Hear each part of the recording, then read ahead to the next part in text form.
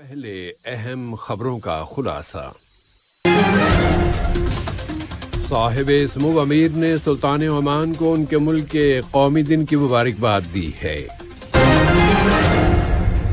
صاحب سمو امیر نے کہا ہے کہ 1 ملین درخت لگانے کا مقصد ایک ایسا ماحول بنانا ہے جس میں قطری اور عربی اقدار کی حفاظت کی جا سکے،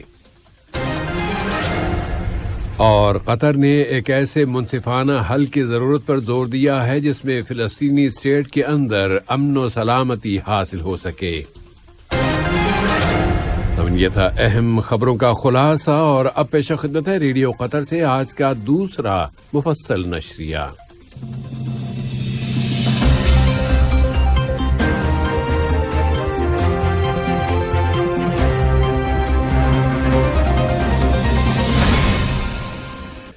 بسم اللہ الرحمن الرحیم۔ صاحب سمو امیر شیخ تمیم بن حمد آل ثانی نے سلطان عمان سلطان ہیثم بن طارق کے نام ان کے ملک کے قومی دن کے موقع پر مبارکباد کا برقی پیغام ارسال کیا ہے۔ نائب امیر شیخ عبداللہ بن حمد آل ثانی نے بھی برادر ملک عمان کے سلطان کے نام ان کے ملک کے قومی دن کی مناسبت سے مبارکباد کا برقی پیغام روانہ کیا۔ اسی طرح وزیر اعظم و وزیر داخلہ شیخ خالد بن خلیفہ بن عبدالعزیز آل ثانی نے برادر ملک عمان کے سلطان کے نام اس موقع کی مناسبت سے مبارکباد کا برقی پیغام ارسال کیا۔ برادر ملک عمان ایسے وقت میں اپنا 51واں قومی دن منا رہا ہے جبکہ قطر اور عمان کے درمیان قائم گہرے برادرانہ تعلقات مضبوط تعلقات کی ایک قابل تقلید بہترین مثال شمار ہوتے ہیں۔ صاحب سمو امیر شیخ تمیم بن حمد آل ثانی سے آج دیوان امیری میں جمہوریہ ڈومینیکن کی نائب صدر محترمہ راکیل بینیا اور ان کے ہمراہ آنے والے وفد نے ملاقات کی۔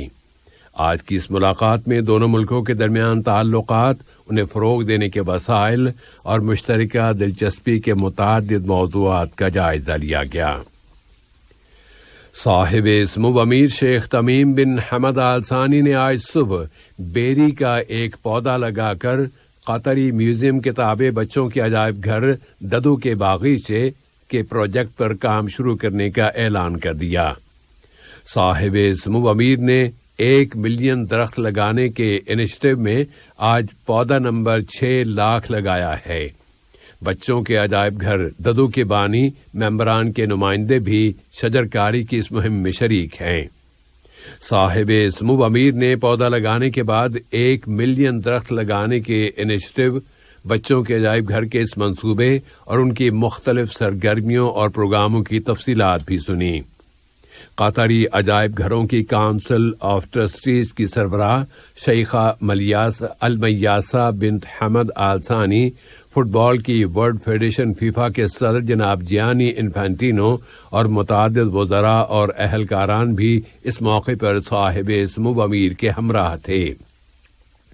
صاحب سمو امیر شیخ تمیم بن حمد آل ثانی نے پرزور انداز میں کہا ہے کہ 1 ملین ٹری کے اس انیشیٹو کا مقصد ایک ایسا ماحول بنانا ہے جس میں ہماری قطری اور عربی اقدار کی حفاظت ہو اور بچوں کو صبر کے ساتھ کام کرنے، اپنے ماضی کے ساتھ جڑنے اور دوسروں کے ساتھ مل کر کام کرنے کے اسباق سے آگاہ کیا جائے۔ صاحب سمو امیر نے ٹویٹر پر اپنے آفیشیل اکاؤنٹ پر لکھا ہے کہ میں نے آج بچوں کے عجائب گھر ددو کے پارک میں بیری کا پودا لگا کر اس پروجیکٹ کے شروع ہونے کا اعلان کر دیا ہے۔ صاحب سمو امیر شیخ تمیم بن حمد آل ثانی نے برادر ملک مراکش کے بادشاہ شاہ محمد ششم کے نام ان کے ملک کے یوم آزادی کے موقع پر مبارکباد کا برقی پیغام ارسال کیا۔ صاحب سمو امیر نے جمہوریہ لاتفیہ کے صدر ایگلز لیوٹس کے نام بھی ان کے ملک کے یوم آزادی کی مناسبت سے مبارکباد کا برقی پیغام روانہ کیا ہے۔ نائب امیر شیخ عبداللہ بن حمد آل ثانی نے مراکش کے بادشاہ اور لاتفیہ کے صدر کے نام ان کے ملک کے یوم آزادی کے موقع پر مبارکباد کے برقی پیغامات روانہ کیے۔ وزیر اعظم و وزیر داخلہ شیخ خالد بن خلیفہ بن عبدالعزیز آل ثانی نے بھی برادر ملک مراکش کے بادشاہ وہاں کے وزیر اعظم جناب عزیز اخنوش اور لیتھویا کے وزیر اعظم جناب کرس یانیس کارینیس کے نام ان کے ملکوں کے یوم آزادی کے موقع پر مبارکباد کے برقی پیغامات ارسال کیے ہیں۔ قطر اور وفاقی جمہوریہ برازیل نے کہا ہے کہ وہ دونوں آپس کے تعلقات کو مختلف شعبوں میں مزید فروغ دینا چاہتے ہیں، اقتصادی پارٹنرشپ کو مزید بلند کرنا چاہتے ہیں اور اس کی سطح اتنی بلند کرنا چاہتے ہیں کہ دونوں ملکوں کی جو اقتصادی خوشحالی کے مطابق ہو۔ جمہوریہ برازیل کے صدر جاویر بولسونارو نے صاحب سمو امیر کی دعوت پر ملک کا سرکاری دورہ کیا ہے، جس کے اختتام پر ایک مشترکہ اعلامیہ جاری کیا گیا ہے۔ جارجیا کی صدر محترمہ زورا بیشفیلی نے جمہوریہ جارجیا کے لیے قطر کے سفیر جناب حسن بن احمد المطوع سے ان کی اسناد سفارت وصول کی۔ سفیر محترم نے صاحب سمو امیر کی جانب سے جارجیا کی صدر کو خیر سگالی کا ایک پیغام پہنچایا، جس میں ان کی صحت و سعادت اور جارجیا کی حکومت اور عوام کی مزید ترقی و خوشحالی کی تمنا کا اظہار کیا گیا ہے۔ جارجیا کی صدر نے بھی صاحب سمو امیر کے لیے اسی قسم کے جذبات پر مشتمل ایک پیغام سفیر محترم کے سپرد کیا۔ ادھر بوداپسٹ میں جمہوریہ ہنگری کے صدر یانوش اڈیر نے ہنگری کے لیے قطر کے سفیر جناب عبداللہ بن فلاح الدوسری سے ان کی اسناد سفارت وصول کی۔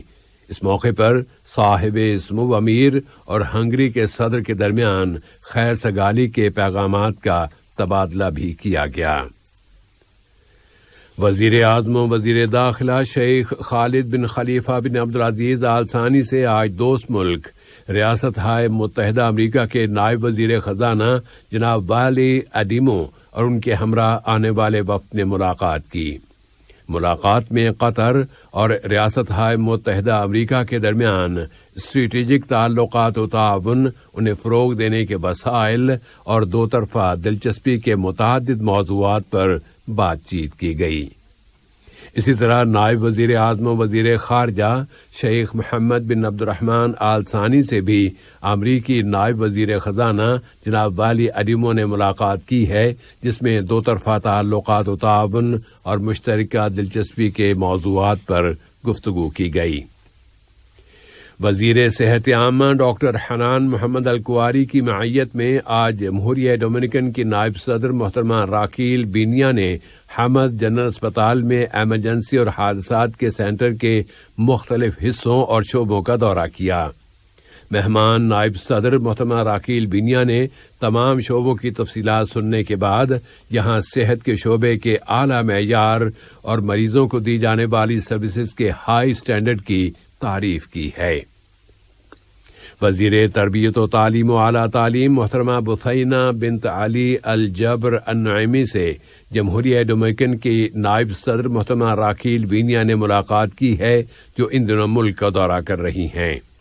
آج کی اس ملاقات میں تعلیم، اکیڈمک اور سائنسی تحقیقات کے شعبوں میں دو طرفہ دلچسپی کے موضوعات پر گفتگو کی گئی۔ وزیر مواصلات جناب جاسم بن سیف السلیتی نے لندن میں سمندروں سے متعلق بین الاقوامی تنظیم کے سیکرٹری جنرل جناب کیٹاک لیم کے ساتھ ملاقات کی ہے، جس میں قطر اور اس تنظیم کے درمیان سمندری ماحول کی حفاظت کے شعبوں میں تعلقات، سمندری ٹرانسپورٹ کی انڈسٹری کی امپرومنٹ کے لیے ملک کی کوششوں اور ان تعلقات کو فروغ دینے کے وسائل پر بات چیت کی گئی۔ عرب لیگ کے دفتر میں آج پانیوں سے متعلق عرب وزارتی کونسل کے 13ویں اجلاس شروع ہو گئے۔ وزیر مملکت برائے امور توانائی انجینئر سعد بن شریدہ الکعبی ان اجلاسوں میں قطری وفد کی قیادت کر رہے ہیں۔ انہوں نے اپنی تقریر میں ممبر ملکوں کے درمیان مشترکہ تعاون کی طرف اشارہ کیا اور کہا کہ عرب علاقے میں پانیوں کی صورتحال کو بہتر بنانے کے لیے انتہائی حد تک کوششیں کی جا رہی ہیں، تاکہ ایسے ضروری فیصلے کیے جا سکیں جن کے نتیجے میں پانیوں کی عرب سیکیورٹی کو فروغ حاصل ہو سکے۔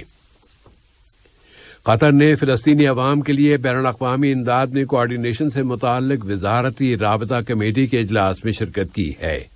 وزیر مملکت برائے امور خارجہ جناب سلطان بن سعد المریخی نے ان اجلاسوں میں تقریر کرتے ہوئے کہا ہے کہ قطر عالمی برادری کے ساتھ مل کر ایک ایسے منصفانہ حل تک پہنچنے کی کوشش کر رہا ہے جس میں برادر ملک فلسطین میں امن و سلامتی بحال ہو سکے۔ انہوں نے بتایا کہ مصر کے ساتھ کئی سمجھوتوں پر دستخط کیے گئے ہیں جن کے ذریعے غزہ کی پٹی میں تعمیرات کا بنیادی سامان اور ایندھن درآمد کیا جا سکے گا۔